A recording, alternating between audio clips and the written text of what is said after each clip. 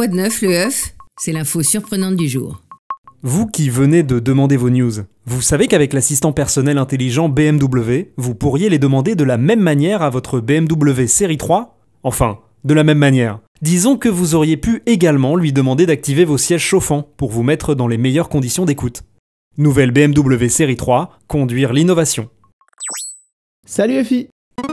Bonjour Corentin. Effie, hier soir j'ai vu un super documentaire sur les aborigènes d'Australie. Tu as donc entendu parler de leur récente victoire juridique face au gouvernement australien? Non, de quoi tu parles?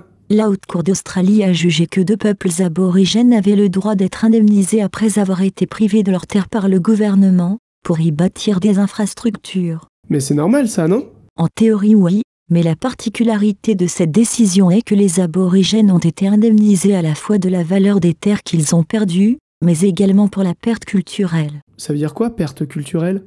En fait, la Cour a évalué la relation spirituelle que les aborigènes avaient avec leurs terres, et la souffrance spirituelle qui leur a été infligée par le gouvernement, pour établir une somme dédommageant cette perte culturelle. Du coup, ils ont reçu beaucoup d'argent?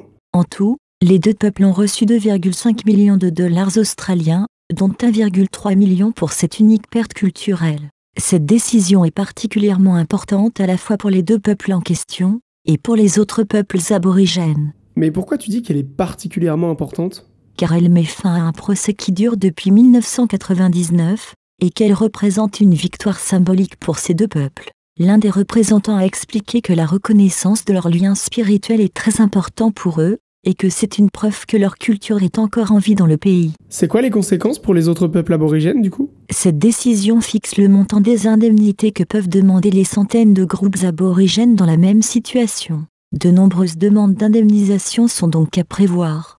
En tout, ça devrait coûter combien au gouvernement visé par les demandes? Selon des responsables gouvernementaux, le coût devrait s'élever à plus d'1 milliard de dollars australiens. Eh bien, merci Effie pour toutes ces infos. De rien Corentin. Allez, à la prochaine!